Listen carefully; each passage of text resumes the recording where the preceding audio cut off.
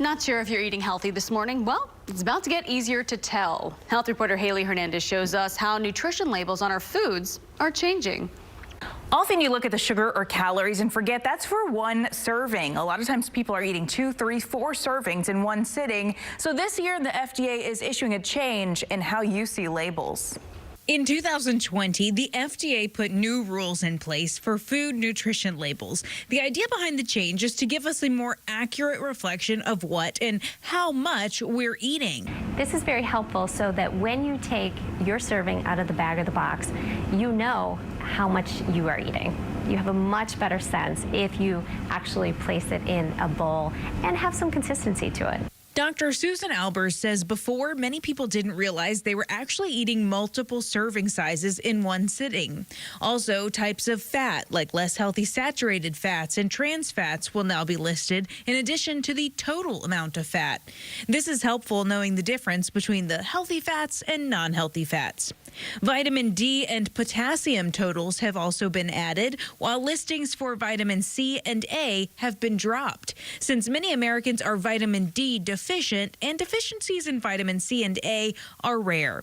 Consumers will also notice a new listing for added sugars. Not all sugars are the same. Some are healthier than others. So understanding what is added sugar can really make a big difference in the long run. Dr. Albers says people who find the labels confusing or who struggle with disordered eating should have a conversation with a dietitian or therapist to better understand them. I'm health reporter Haley Hernandez, KPRC, Channel 2 News. Steven Spielberg directed the 1980s one's Raiders of the Lost Ark and the 3 Indiana Jones sequels that followed it. But according to Variety, Spielberg will not be at the helm of Indiana Jones 5. He will, however, stay on the project as a producer. As of right now, no word whether changing the director will affect the film's latest announcement release date of July 9th, 2021. Tonight, when you go to the barbecue cook-off, make sure you bring some strawberries. That's because today is National Strawberry Day. Did you know there are more than 600 kinds of strawberries? They're also grown in most places around the world. They're really good for you, loaded with lots of vitamin C, a great source of potassium and fiber. So again, don't forget to grab your strawberries. That's it for KPRC Channel 2 News at midday. Thanks for joining us. The news at noon starts right now. Channel 2 News begins right now with breaking news. Right now at noon, federal agents, including the FBI and IRS at Houston HISD headquarters and the home of a high-ranking school district administrator. For several hours now, agents have been going in and out of that building and that home. The district not answering specific questions at this hour, but says it is cooperating. Good afternoon and thank you for joining us. I'm Christine Noel. FBI agents descended on the headquarters of the state's largest school district around 8:30 this morning, and they're still there at this hour. Also breaking, Sky 2 over the home of HISD's chief operating officer. Less than an hour ago, we saw a federal agent at Brian Busby's Northwest Houston home. It's unclear if this is related to the FBI investigation. We have both of our crews look at both locations working to get answers. And we want to start with Channel 2's Sally Mamdou at the district's headquarters. Sally, have you been able to talk with anybody with the FBI? Not yet. They talked to us just briefly, but again, it was the same as the statement that they released to us earlier this morning. But take a look behind me. FBI agents have been going back and forth into this HISD building to conduct what FBI officials say a law enforcement activity. We noticed several agents carrying out boxes as well as a computer. We also noticed an IRS agent on scene carrying out some boxes as well. Now, FBI officials as of right now aren't saying what this law enforcement activity entails, why it's being conducted at the HISD administration building, and who's all involved. But we know that there are several FBI investigators on scene, as well as the IRS collecting some evidence. Moments ago, we spoke to the American Federation of Teachers, a representative with them who we spotted out here. Students are being served by the teachers, and that's not going to change. And we just want to make sure that the students are receiving the education they deserve, and that our teachers are going to continue doing their job. What's your advice to parents? Our advice to parents is that things are going to go as normal. Teachers are reporting to work. They're going to do their job, and their kids are going to be served properly. And again, we reached out to HISD for a comment, and they've declined to comment on why the FBI is there, but did say that the district is fully cooperating and there is no danger to students, staff, or the community. And we'll be following the story for you, and as soon as we learn more, we'll make sure to bring you to you live. We're live in Northwest Houston. Sally Mabdou, KPRC, Channel 2 News. Sally, thank you. We will continue to follow all the developments in this breaking news story. As we learn more, we'll keep you updated on air and our website, click2houston.com, as well as on our social media pages. A scary situation overnight at a firehouse in southeast Houston. A driver slams into Station 18, injuring a firefighter inside. Police say that driver, Christopher Rogers, was reportedly intoxicated at the time and is now facing charges. Channel 2's Sophia Ojeda has the details. We got in touch with that firefighter who was hurt last night. He did not want to go on camera, but we do know that he had to get stitches in his head after he got cut in that incident. He did get released from the hospital last night and is recovering this afternoon. It could have been a lot worse. We could have walked into a more sad situation. City of Houston workers walked around and checked out the damage left behind at Houston Fire Station 18 in southeast Houston. Police say it was this man, 38-year-old Christopher Rogers, who was behind the wheel. Investigators say he was driving while intoxicated around 10 Wednesday night when he slammed into the front of the fire station, ramming into a lounge area, tossing several refrigerators, hitting one firefighter in the head. So he had to get a few stitches. But overall, he's in good spirits and he's doing good. He's at home. Captain De La Garza says there were several other firefighters in the lounge room right before this happened, but they walked out right before that crash. But besides, everybody's good. We just got to go through the cleanup, rebuilding process. Again, that firefighter is recovering this afternoon. He is expected to be okay and expected to take a few days off. As far as that driver is concerned, he's now facing DWI, and he could also face additional charges, including intoxication assault of a peace officer. Reporting in southeast Houston, Sophia Ojeda, KPRC, Channel 2 News. Sophia, thank you. Developing today, bond has been set for the woman police say shot her 10-year-old nephew. 19-year-old Caitlin Smith appeared in court overnight. She is charged with injury to a child, serious bodily injury. Investigators say Smith shot the child while taking selfies with a gun. Her bond has been set at $20,000. The criminal trial against chemical plant Arkema and two of its employees over fires at the company's Crosby plant officially getting underway today. Opening statements began this morning. The CEO and manager Arkema are facing criminal charges along with the company. Investigators say that explosion released toxic chemicals and placed emergency workers in danger after the plant was flooded during Hurricane Harvey. Senior reporter Phil Archer is at the courthouse. We'll have a live report on today's proceedings in our evening newscast. Turning now to our weather. Although the sun is shining, it's still a little chilly out there, but otherwise a beautiful day. Turning to meteorologist Canberra Marshall now for all the details. That sun sure is nice out there. Yes, and I think with the powers vested in me, I'm going to give us the rest of the day off. All right. Thank you very much. I don't know who's going to do the rest of the show, but this is the kind of day out there. We're going to take advantage of that. Nice and sunny and cool. 53 degrees, the Bush Intercontinental. 54 Katy, Hobby, 53 Galveston, 52 degrees. Very comfortable out there. We're going to continue to be sunny and cool for this afternoon. This evening, trust me, you're going to need your jacket, so make sure you take those. And then Friday, more sun. We've got a little warm-up going on. In fact, we've got a gradual warm-up that's going to be going on all week long. Look at these other temperatures. No 40s anymore. Everybody's in the low 50s, and that's going to be the trend going forward here. The winds variable. Now I see more coming from the west. We're going to continue to see that over the next day or so. We have high pressure settling above. Here's the hour by hour. If you're going to the barbecue cook-off, even if you're not, here are the temperatures. 58, 52 to 46 degrees. So chilly, chilly, chilly. Lots of barbecue, though. We got a 10-day forecast. Show you when the next rain is in there. It's not for a while, so get ready for a great weekend ahead. Christine? All right, Canberra, thank you. The coronavirus may be entering a new phase, at least here in the U.S. Health officials are investigating what may be the first instance in the U.S. of what's being called community spread. NBC's Tom Costello has the latest on that case and the latest plans to contain the spread of the virus in the U.S. The CDC is confirming a person in Northern California has contracted the coronavirus, but that patient never traveled outside of the country or came into contact with another person who was known to be infected.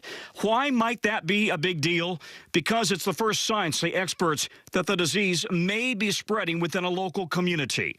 There are now 60 confirmed cases of coronavirus in the U.S., but so far there have been no deaths here. Because of all we've done, the risk to the American people remains very low. On Wednesday, President Trump, flanked by public health experts, was downplaying the coronavirus threat. We're very, very ready for this, for anything. The president also appeared to contradict a CDC warning from earlier in the week that an outbreak in the U.S. is all but inevitable. Well, I don't think it's inevitable. It probably will. It possibly will.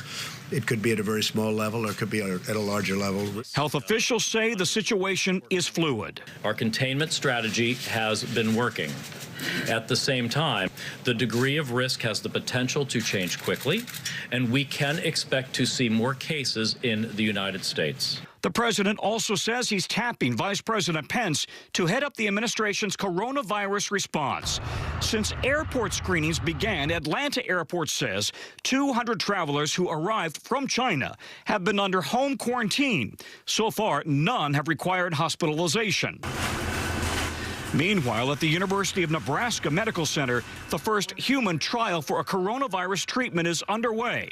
The first patient, one of 14 cruise ship passengers from Japan, now undergoing treatment in Omaha. Eventually, 400 patients will be in the trial worldwide. We want to really catch these patients nice and early to give them the best chance to have the positive effects of any treatment. But any vaccine could be 12 to 18 months away. That was Tom Costello reporting, and we expect to hear from Governor Greg Abbott today. He plans to provide new details on what the state is doing to counter the virus's spread. That meeting is expected at 3:30 this afternoon. Democratic presidential candidate Michael Bloomberg is in Houston working to earn votes before the last day of early voting. This morning, Bloomberg hosted a Get Out the Vote rally at the Rustic on Polk Street. He says he has what it takes to run the country and called himself the un-Trump. Even though this is going to surprise you, Donald and I are both from New York. We couldn't be more different. In fact, I campaigned and say, I'm the un-Trump. Just think about it. He breaks promises, I keep them. He divides people, I unite them. He's a climate denier. I'm an engineer. I actually believe in science. Imagine that. The last day for early voting is tomorrow. We are counting down to the best time of the year, the Houston Livestock Show and Rodeo, just 5 days away from opening day. But for some, the festivities are already underway, and the smell of barbecue is in the air at Energy Park, and that means only one thing. Cook-off is getting underway there. We are told more than 250 teams are competing in the World's Championship Barbecue Contest on Saturday. Some of the categories they'll be competing in: brisket, ribs, chicken, Go Texan, and Dutch oven dessert. Sounds delicious. And while the rodeo is exciting, it can be a little overwhelming, perhaps for those new to town, but that is okay. On our website, we have a beginner's guide to the annual event, everything from what your ticket includes, how to get to and from NRG, even a map of the attractions.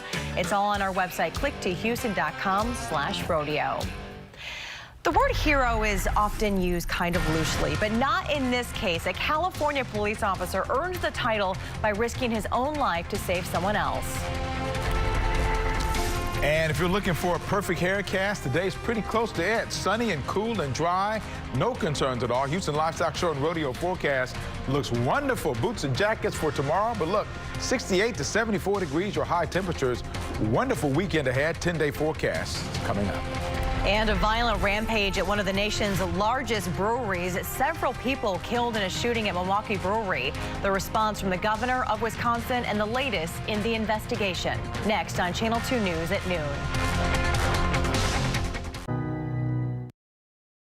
You're watching Channel 2, Houston's home for news. Developing this afternoon, the governor of Wisconsin has ordered flags to fly at half staff a day after multiple people were killed at a brewery in Milwaukee. Camilla Bernal is in Milwaukee, where authorities are trying to piece together why this happened. Active shooter, what, reports of one person shot at Miller Coors. An armed employee storming a Milwaukee brewing complex Wednesday, gunning down 5 people. We have located 5 additional deceased adult victims. The victims all worked at Molson Coors. Police say the 51-year-old man eventually turned the gun on himself. 5 families, 6 families actually, are grieving and will be grieving because of this horrific act of this individual. More than 1,000 employees were working on the sprawling campus when they began receiving text and email alerts about an active shooter. Find a safe place, active shooter on campus. Police are on scene, remain on lockdown. Dispatch from one fire engine call the scene a war zone. Hold on, companies. Hold on, companies. They do not have the shooter down. It is an additional victim. The names of the victims have not been released, nor has the motive of the shooter. A local company, Brew City Brand, announcing they're making Miller Strong shirts to help raise money for the families of the victims. And the corporate offices here will be closed at least for the rest of the week. In the meantime, there is a vigil being held tonight at 7 p.m. local time. The Ridge Community Church saying they want to get the community together and not have a regular service, but instead focused on prayer. Reporting in Milwaukee, I'm Camila Bernal. Back to you. Home Sweet Home took on a very different meeting for a couple in Ohio. Police showed up to their door unexpectedly with their guns drawn and demanding to be let inside. The officers were responding to a burglary in progress call. After a heated back and forth with a homeowner, the officers realized that they made a mistake and showed up to the wrong house. Nobody was hurt. The police chief says the officers apologized for that mistake. Caught on camera, a California police officer goes from fighting crime to fighting flames. Body cameras were rolling as the officer rushed into a burning home to find a man trapped inside. Through the thick smoke, the officer saw the man's foot. He reached out and pulled him from that burning home. The man inside is expected to make a full recovery. Good thinking there. All right, turning now to our forecast. The sun is shining. The wind has calmed down quite a bit. It's turning out to be a really nice day. Yeah, the bad stuff of yesterday is just distant memory. Yeah. Distant memory, sorry. And decent. But the sun still, that's the common theme. But the entire week, it's been a little bit different as far as temperatures each day. So yeah, it's just been kind of crazy, but we'll take it. It's going to be sunshiny. But look at this Click2Pins picture. This is a reminder of what it was yesterday. Oh, yeah. You get a windsock like that lets you know, okay, this is not a good day. And then last night, man, Pat takes these great pictures of the moon. Wow. That is beautiful. That is beautiful. That's the benefit. You get those nice clear skies, and we'll continue to have those for the next couple of days as well. Look outside the Channel 2 studios here where it's 53 degrees, calm conditions, humidity 34%. That's good. Right now, temperatures around the area, low 50s for the most part, 53 at Hobby, 54 in Pearland, 52 in Galveston. Notice the dew points. When you see dew points in the 20s and teens, boy, it's really dry air out there. Cleveland 15, Columbus 17. So dry air, and it's variable. But now you can start to see more from the west.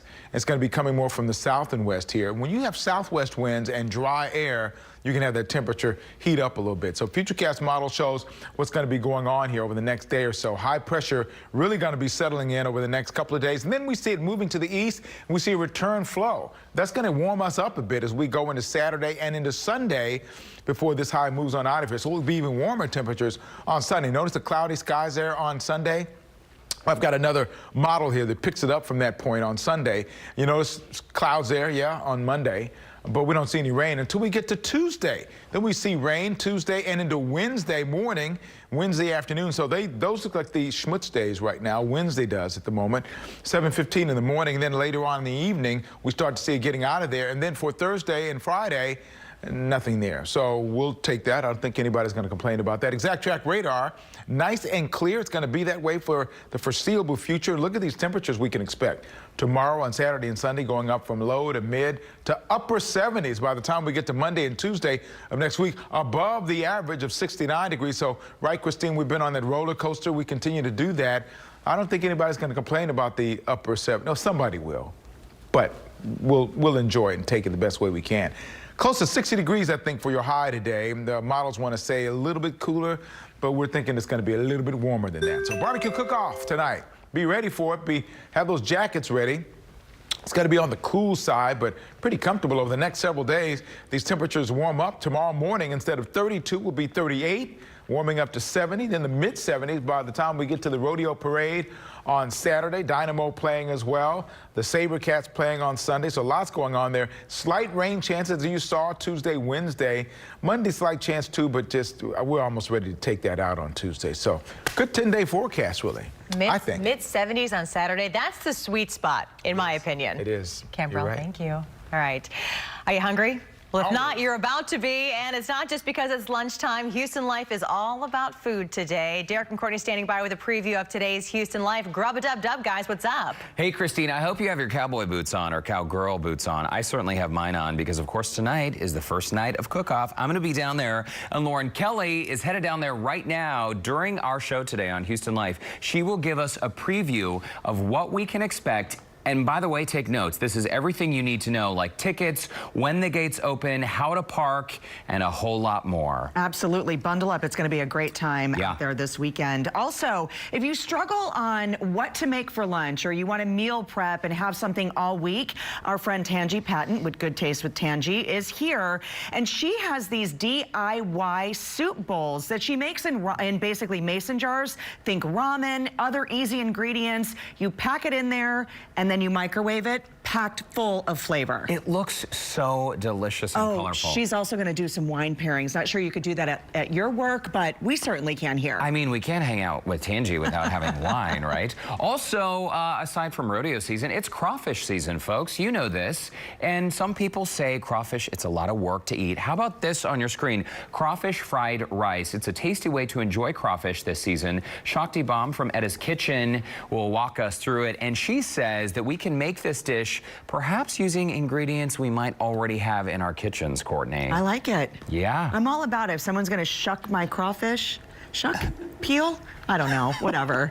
It's a lot. It is a lot of work. We know what you mean. We know what you mean. I don't shuck my own oysters, whatever. My own corn. I hear you. I don't think the Houston Life has ever smelled and looked so good. We'll see you guys at 1 o'clock. Looking forward to it. All right, grabbing a good old cup of joe can get expensive, especially if you do it multiple times a week. But Panera Bread hoping to put a few bucks back in your pocket. The details coming up next at noon. S.com. Following breaking news from East Houston at this hour, a large amount of high water taking over the roads on the East Loop and Clinton. This is a live look from our TransStar City Cam. You can see it's moving around there. As you can see, vehicles are struggling to get through the water. No word right now where this water is coming from or what caused this. We're working to get answers. We do have a crew heading to this scene. As we learn more information, we'll keep you updated on air and online. But again, there's high water on the road at the East Loop and Clinton. We'll keep you updated. Panera Bread has a treat for all the Java junkies out there. It's now offering a coffee subscription program. For $8.99 a month, you can get unlimited hot or iced coffee.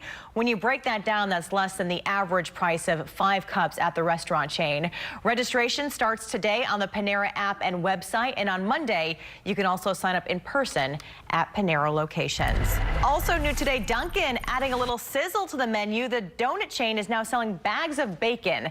The item is called Snackin' Bacon. It's a bag of 8 half slices of the pork product with sweet black pepper seasoning. Dunkin' says it's for customers who are on the go, who are craving a different kind of snacking choice. All right, getting a live look now at the Southwest Freeway. We're getting a final check of the forecast coming up after the break, but the sun certainly is nice out there. Look at those beautiful skies with those temperatures in the low to mid 50s. Just looks like an immaculate day. Exact track radar is quiet for us, the rest of the state as well. If you're going for the barbecue cook-off tonight, it's going to be a little bit on the chilly side, 5 to 7 to 9, 46 degrees, 43 at 11 o'clock. So take a little light jacket. You should be fine. Lovely. Cambrell, thank you. And thank you for joining us here at noon. We'll see you again at 4 p.m. Have a wonderful day.